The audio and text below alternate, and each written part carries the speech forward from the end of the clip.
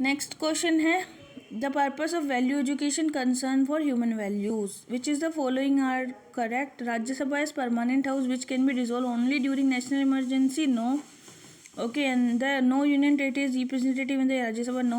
Rajya Sabha has not represent the local interest of state. Yes, and members of the Rajya Sabha are not bound to vote at the dictate of state they represent, which is not necessarily the immediate consequences of the proclamation in the President, dissolution of the state assembly, and appointment of new chief secretary, removal of the council of minister in the state. That's not true. Take care of the state administration by the UT. That's not true. Instead of holding the office during the pleasure of the president, who among the following hold office during the good behavior? Governor of the state, no. Attorney general, no. And judge of the high court, yes. Administration of the union territory, that's no. तो जज of the high court जो होगा वो good behaviour का. President वो among the following office during the good behaviour, तो जज of the high court only. ठीक है. Which of the set of statement represent acceptable proposition in respect of teaching learning relationship में when a student fail in that it is the teacher who fails. Yes. Every teaching must aim at ensuring learning. Yes. There can be a teaching without learning taking place.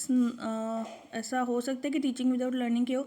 There can be no learning without teaching. Learning तो हमेशा चलती है, तो wrong हो गया. Teacher teach but learn also. Yes. Real learning is rote learning. No.